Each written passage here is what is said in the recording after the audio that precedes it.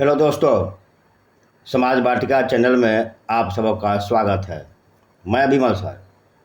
आज हम Bihar board NCERT book कक्षा 7 विषय इतिहास के चैप्टर नंबर 1 प्रारंभिक कथन हजार वर्षों के दौरान हुए परिवर्तनों की पड़ताल का अभ्यास देखेंगे। इससे पहले हम इस चैप्टर को 3 वीडियो में समाप्त कर चुके हैं और सभी इस चैनल पर अपलोड है। कृपया आपसे रिक्वेस्ट है कि प्लेलिस्ट में जाकर इन सभी वीडियो को देखें और लाभान्वित हो, तथा इस चैनल को आप ज़रूर से ज़रूर सब्सक्राइब करें। आपसे रिक्वेस्ट है कि इसे सब्सक्राइब करें तथा जो सारे वीडियो अपलोड हो रहे हैं उनको देखें, पढ़ें तथा उन्हें आप लाइक और शेयर भी ज़रूर करें। तो चलिए सीधे चलते हैं अब इसके प्रश्न उत्तर पर, इसके अभ्यास पर।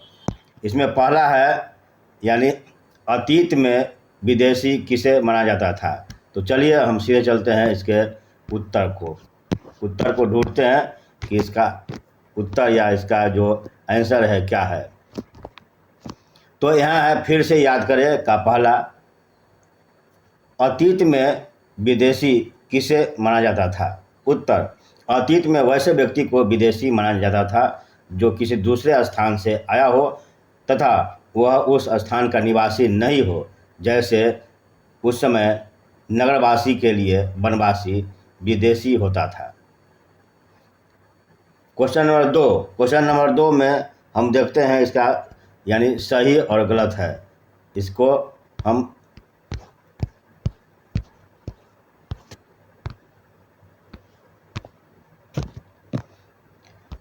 नीचे उल्लेखित बातें सही है या गलत।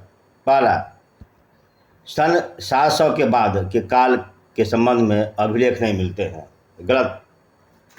ख, इस काल के दौरान मराठों ने अपने राजनीतिक महत्व की स्थापना की। सही।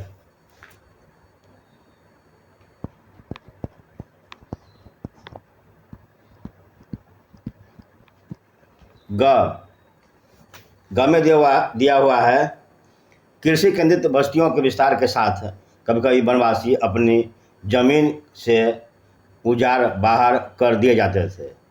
तो यह भी सही है। घ, सुल्तान गयासुद्दीन बलबन असम, मणिपुर तथा कश्मीर का शासक था। गलत। चलिए हम आगे देखते हैं प्रश्न संख्या 3 को।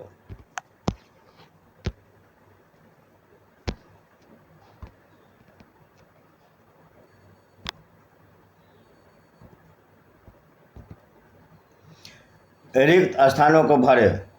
क में, अभिलेखागारों में डैश रखे जाते थे। तो इसमें हमें भरना है दस्तावेजों और पांडुलिपियों को, यानी दस्तावेजों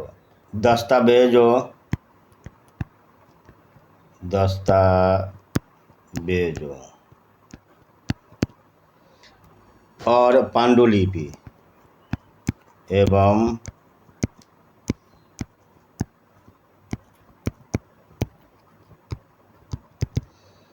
तो इसमें दस्तावेजों एवं पांडुलिपियों को इसमें भर देंगे, रखे जाते थे। ख, 14वीं सदी का एक इतिहासकार था। तो जियाउद्दीन बरनी यहाँ लिख देंगे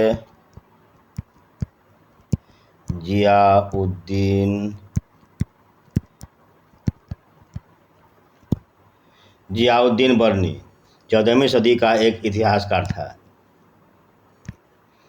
ग में डैश डैश डैश डैश और डैश इस उपमहाद्वीप में इस काल के दौरान लाई गई कुछ नई फसलें। तो इसका होगा, पहला लिखेंगे आलू, उसके बाद दूसरा में मक्का, उसके बाद तीसरा में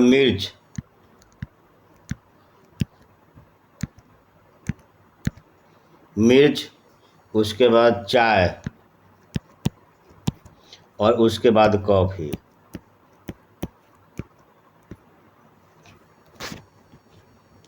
आलू, मक्का, मिर्च, चाय और कॉफ़ी इस महाद्वीप में इस काल के दौरान लाई गई कुछ नई फसलें हैं।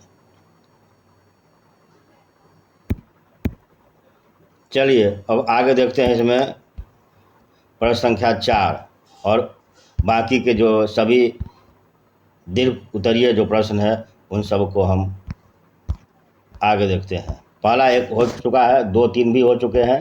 अब चलते हैं प्रश्न नंबर 4 पर। 4 में दिया हुआ है, प्रश्न नंबर 4, इस काल में हुए कुछ प्रौद्योगिकीय परिवर्तनों की तालिका निम्न प्रकार है। पहला है इसमें सिंचाई में रहट का उपयोग, 2 कताई में चरखा का उपयोग, 3 युद्ध में बारूद वाले हथियारों का उपयोग, 4 फसलों की नई किस्मों का विकास इत्यादि।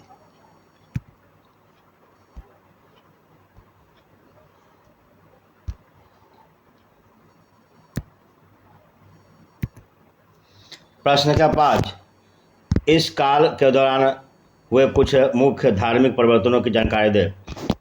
उत्तर, धार्मिक परिवर्तन निम्नलिखित है। 1 राजाओं द्वारा मंदिरों का निर्माण, 2 नए देवी देवताओं की पूजा, 3 समाज में ब्राह्मणों का महत्व एवं सत्ता का बढ़ना, 4 भक्ति आंदोलन का विस्तार, 5 इस्लाम धर्म का आगमन एवं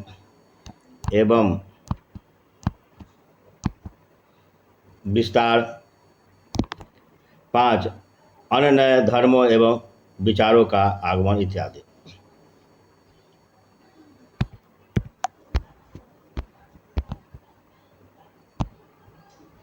आगे इसमें देखते हैं प्रश्न संख्या 6, पिछली कई शताब्दियों में हिंदुस्तान शब्द का अर्थ कैसे बदला है। उत्तर, पिछली कई शताब्दियों में हिंदुस्तान शब्द का अर्थ निम्नलिखित प्रकार से बदला है। 1 13वीं सदी में हिंदुस्तान शब्द का उपयोग सीमित क्षेत्र जैसे पंजाब, हरियाणा, गंगा जमुना क्षेत्र के लिए होता था। 3 बाबर के समय में इसका उपयोग पूरे महाद्वीप में किया जाने लगा। 3 वर्तमान समय में भारत देश के लिए हिंदुस्तान शब्द का प्रयोग किया जाता है।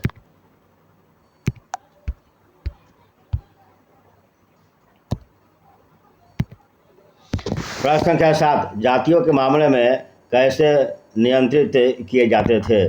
उत्तर, जातियों के मामले में नियंत्रित करने के लिए पारंपरिक रूप से सामाजिक नियमों और रीति रिवाजों का पालन किया जाता था। कई जातियों में बड़े बुजुर्गों की एक सभा जैसी कुछ क्षेत्रों में जाति पंचायत कहा जाता था। इन नियमों को लागू करती थी और सदस्यों के व्यवहार को नियंत्रित करती थी। इसके अलावा जातियों को अपने गांव के मापदंडों में रीति रिवाजों का पालन भी करना पड़ता था। प्रश्न संख्या 8, सर्व क्षेत्रीय साम्राज्य से आप क्या समझते हैं। उत्तर, सर्व क्षेत्रीय साम्राज्य का अर्थ है एक ऐसा साम्राज्य जो कई अलग अलग क्षेत्रों, संस्कृतियों, धर्मों, भौगोलिक क्षेत्रों में फैला हुआ हो। जैसे चोल, तुगलक, मुगल साम्राज्य का सर्व क्षेत्रीय साम्राज्य माना जाता था। आगे इसमें दिया हुआ है कि प्रश्न संख्या 9, पांडुलिपियों के उपयोग में इतिहासकारों के सामने कौन कौन सी समस्याएं आती हैं। उत्तर, पांडुलिपियों के उपयोग में इतिहासकारों के सामने निम्नलिखित समस्याएं आती है।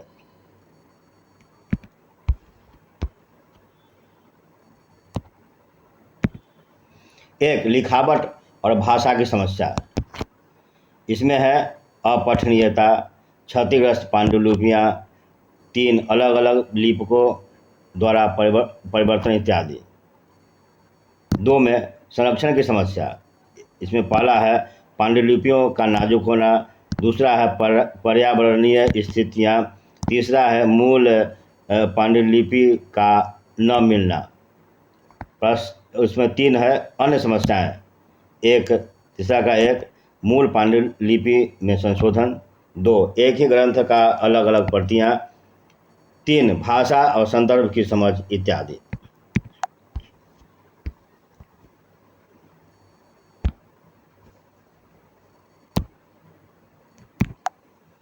प्रश्न संख्या 10, इतिहासकार अतीत को कालों एवं युगों में कैसे विभाजित करते हैं? क्या इस कार्य में उनके सामने कोई कठिनाई आती है? उत्तर, इतिहासकार अतीत को कालों या युगों में आर्थिक एवं सामाजिक कारकों के आधार पर विभाजित करते हैं। इन आधारों पर इतिहास को प्राचीन, मध्य एवं आधुनिक कालों में बांटा गया है। इस कालक्रमों को विभाजित करते समय इतिहासकारों के सामने यह समस्या उत्पन्न होता है कि वे किस महत्वपूर्ण घटना के बाद कालक्रम का विभाजन करें। तो इसी के साथ हमारा यह यानी चैप्टर नंबर 1 का प्रश्न उत्तर समाप्त होता है। अब आगे के यानी दूसरे चैप्टर के जो व्याख्यान क्लास है और उसके जो प्रश्न उत्तर है उसके लिए आप अगले वीडियो को ओपन करें।